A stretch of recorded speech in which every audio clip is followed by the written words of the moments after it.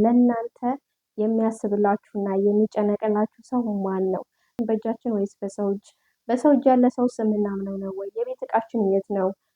ኢትዮጵያ ከሄድኩ በኋላ ያየኋቸው ነገሮች በጣም ብዙ ናቸው። ኢትዮጵያ ስትሄዱ ነገሮች ብትቆጠቡ፣ ገንዘባችሁን ለራሳችሁ ያን የምትገዙበትን ብትይዙ። አሰላሙ አሌይኩም ወራህመቱላሂ ወበረካቱ። ውድና የተከበራችሁ የአሙ ቢላል ቻናል ቤተሰቦች እንደምን አላችሁልኝ? ሰላም ናችሁ?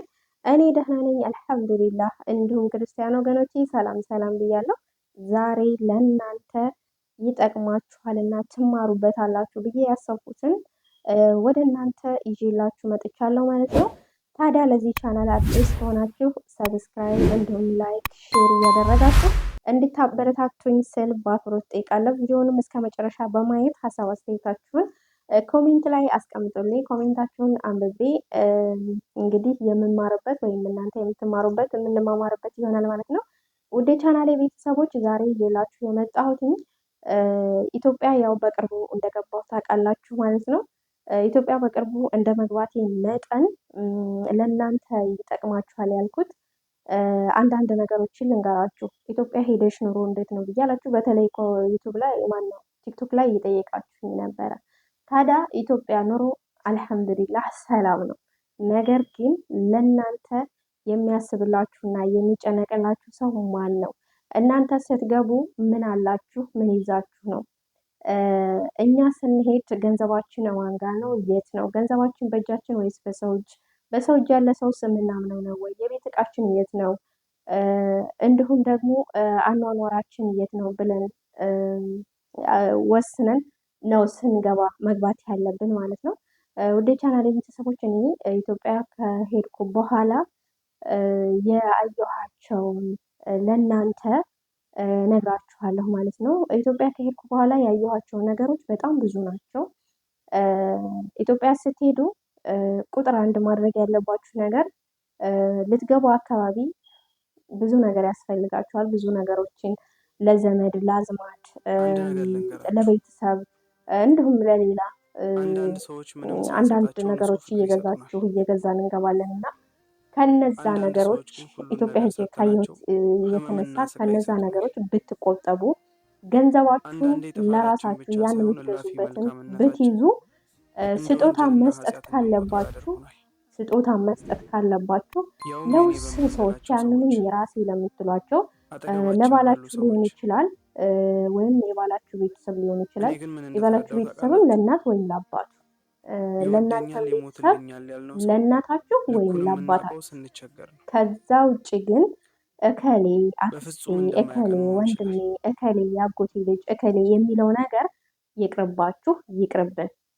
ምክንያቱም ያንን ስጦታ ይዘንላቸው ከሄድን በኋላ እኛ አንድ ቀን እንኳን ቸግሮን ወደ እነሱ ብንጠይቃቸው ብር አላችሁ ያበድሩን፣ ተመልሰን ስደት እንኳን መምጣት ብንፈልግ ስደት ልንሄድ ነበረ ካላችሁ ገንዘብ አበድሩን ስንላቸው እያላቸው እንደኖራቸው እያወቅን እንኳን የለንም ነው የሚሏችሁ። እስኪ የዛኔ በቃ ሳምንት ከቆያችሁ ለማንኛውም እንዴት አደራችሁ የሚላችሁ ሰው እንደሌለ ማወቅ አለባችሁ።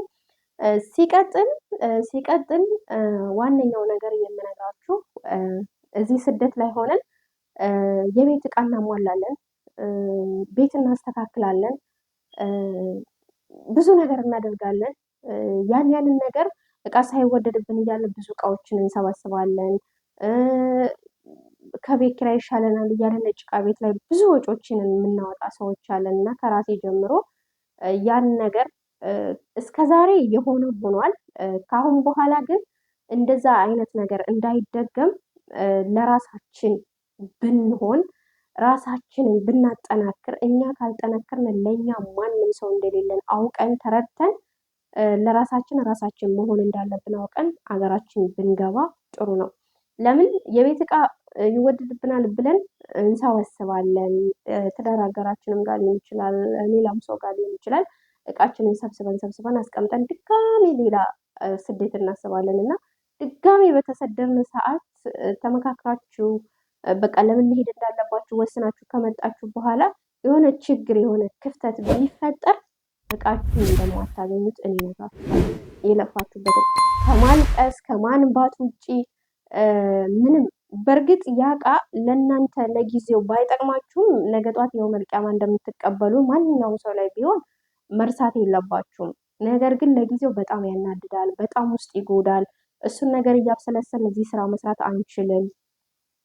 ራሳችንን እስከ መጉዳት ድረስ ጤና ችግር እስከሚደርስብን ድረስ ምናምን ስለምንሆን ያንን ነገር ብንቆጠብ ከዛ ነገር ተቆጥበን ገንዘባችንን ብንይዝ ስንሄድ ማንም ሰው እኛ ላይ በደል ሊያደርስብን አይችልም። ማንም ሰው እኛ ላይ ይች እንደዚህ ሊለን አይችልም። እና እዛ ስትሄዱ ገንዘብ አስቀምጣችሁ ወይ ቤት ዕቃ አስቀምጣችሁ ስጡኝ ስትሉ እንደ ጥላት ነው የምትታዩት፣ እንደ ወዳጅ አይደለም። እኔ የምነግራችሁ ማንም ሰው ዘመድ አያረጋችሁም። ማንም ሰው አረ የባለዛች ከሆነች የዛኔ ገንዘብ ስትልክልን የነበረች ነች፣ ወይም ደግሞ የዛኔ ስትመጣ እኮ እንዲህ ያን የመሰለ ስጦታ ሰጥታን። በአሁኑ ሰዓት አንድ ልብስ ቁም ነገር አለው፣ ነገር ግን ለእኛ ቁም ነገር አለው ብለን እንወስዳለን። የኢትዮጵያ ሰው ግን ከቁም ነገር አይወስደውም። እና ለራሳችን ብንሆን ያንን የምናወጣበትን ወጪ ገንዘባችን ይዘን ብንገባ ባይ ነኝ። እና ሌላው ደግሞ ኢትዮጵያስ ከሄድሽ ምንድን ነው ቆይ ለምን ተመልሰሽ መጣሽ? ለምንድን ነው የመጣሽው? ምናምን ብላችሁኛልና እኔ ተመልሼ የመጣሁት ያው ባለፈም ተናግሬያለሁ፣ አልደግመውም ዛሬ። ኢትዮጵያ ስትሄዱ የሚያስፈልጋችሁን ነገር ልንገራችሁ። ኢትዮጵያ ስትሄዱ ምን እንስራ? 500 ሺህ ብር አለኝ እንድስራበት፣ 200 ሺህ ብር አለኝ ምን ይሰራል? ኢትዮጵያ ላይ ኑሮ ተወዷል ብለዋል። ለመግባት ወይ እድሜ ያለቀ ወይ ምናምን ትላላችሁ። እና እኔ ልንገራችሁ፣ እዚህ ስደት ላይ ያላችሁ ካሁን በኋላ እስካሁን ያለፈው አልፏል። ካሁን በኋላ ያላችሁ እህቶቼ አሪፍ ስልክ ገዝታችሁ፣ አሪፍ ስላችሁ በቃ ሳምሰንግ ስልክ ቆንጆ እስከ 1300 ድርሃም እስከ 1500 ድርሃም ድረስ ባለው ሳምሰንግ ስልካችሁን ገዝታችሁ በስልካችሁ ብቻ በኦንላይን ስራ መስራት ትችላላችሁ። ምን ልስራ ምን ልሆን ምናምን ብላችሁ የወንድ እጅ መጠበቅ የለባችሁም። ራሳችሁን ፍሪ ካደረጋችሁት እንደ ማንኛውም ማህበረሰብ መኖር እንደምትችሉ ነግራችኋለሁ። ግን ራሳችሁን የምታስጨንቁ ከሆነ ምን ሰርቼ ይሄን ያክል ሺህ ብር ነበረ ንግድ ልጀምር ነበረ፣ ማን ይገዛኛል፣ ማን እንደዚህ ይለኛል፣ ወይ ደግሞ አይበቃኝም ይሄ ለዚህ ሳረገው ለቤት ኪራይ እንደዚህ እያላችሁ ራሳችሁን አታጨናንቁ። እናንተ እኛ የማዳም ቅሞች እንኳን አይደለም ይህንን መስራት የምንፈልገውን ነገር መስራት ይቅርና የማዳምን ልጆች እያንጫጫን ስንት ፎቅ ተሀድ እያልን እስከ 3ኛ ፎቅ ድረስ 4ኛ ፎቅ ድረስ ደረጃ እየወጣን እየወረድን እየኖሩ ነው። 2 ዓመት ሙሉ ታፍነን ኮንትራት እስከሚያልቅ ድረስ ተጨናንቀን እንኖራለን። እና ስለዚህ ያንን ነገር ደግሞ እናንተ ማድረግ አያቅታችሁም። እሰራለሁ ካላችሁ ምንም አይነት ነገር መስራት አያቅትም። እናንተ ጎበዝ ከሆናችሁ በአሁኑ ሰዓት ላይ በኦንላይን መሰልጠን ትችላላችሁ። ስለ ዩቱብም ሆነ ስለ ማንኛውም ሶሻል ሚዲያ። በእርግጥ ለኛ ለእስልምና ያን ያክል ሶሻል ሚዲያ ለሴት ልጅ አልተፈቀደም።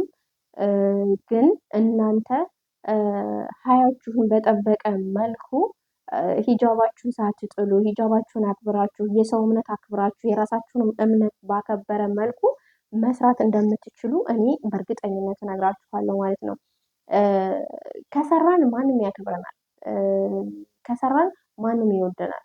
ነገር ግን እኛ ራሳችንን አጨናንቀን ወደ ሀገር ቤት ብዙ ነገር አድርገን መልሰን ወደ ስደት ለመሰደድ ብዙዎቻችን እናስባለን። እና ያ ነገር ቢቀርባችሁ ቀድማችሁ የቤት ዕቃ ይወደዳል እንደዚህ ይላል እያላችሁ አታሟሉ፣ እንደኔ አታሟሉ። ምክንያቱም ከትዳር ጋር ከሆናችሁ ራሱ ትዳር ላይሆን ይችላል፣ ዘላቂ ላይሆን ይችላል።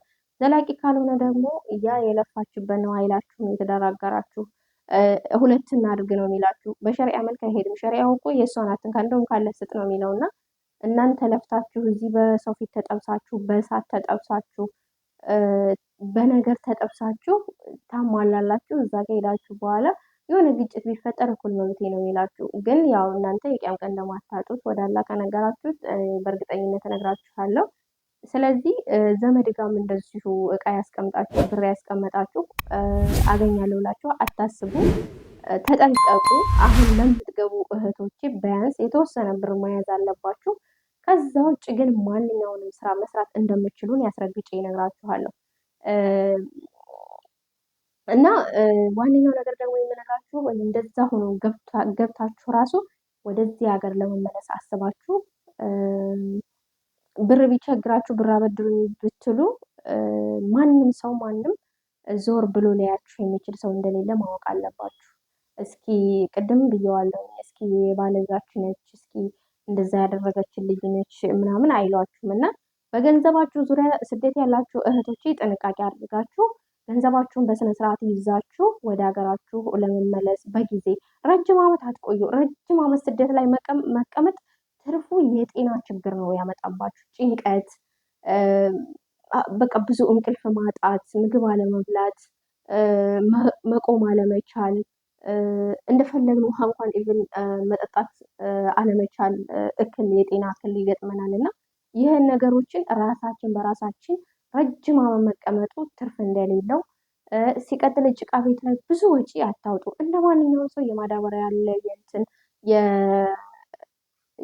የጨርቅ ኮርኔስ አለ አሁን አዲስ የመጣ እሱን ነገር አድርጋችሁ ገንዘባችሁን ሳታባክኑ ኢኮኖሚያችሁን ቁጠብ አድርጋችሁ ባላችሁ ነገር እየተንቀሳቀሳችሁ እንደ ማንኛውም ሰው ትኖራላችሁ። በእርግጥ የሀገራችን ሁኔታ ቢያሳስብም ቢዞሩ ቤዞሩ ያለ ሀገር አያምሩ በሚለው ምንም ብንዞር ምንም እንትን ብንል ያለ ሀገር ምንም ነገር የሚሆን ነገር የለም። የፈለገ ነፃነት ሊኖረው የሰው ሀገር ኢቭን በውጭ እንኳን አይዲ ኑሮን የራሳችን መኖሪያ ፈቃድ ኑሮን ብንኖር ያለ ሀገር ምንም እንደማይደላ አስረግጬ እነግራችኋለሁ። ውድ የቻናል ቤተሰቦች እኔ ዛሬ ያዝኩላችሁ ቪዲዮ ይህን ይመስል ነበር። እስኪ የእናንተን ሀሳብ አስተያየትም በኮሜንት አስቀምጡልኝ። ይህንን ቪዲዮ እስከ መጨረሻው እንደምታዩት ተስፋ አደርጋለሁ። ላይክ ሼር እያደረጋችሁ አበረታቱኝ። ውድ የቻናል ቤተሰቦች በጣም ነው የምወዳችሁ ማከብራችሁ። በያላችሁበት እድሜና ጤና ይስጥልኝ። መልካም ሳምንት ይሆንላችሁ። በሌላ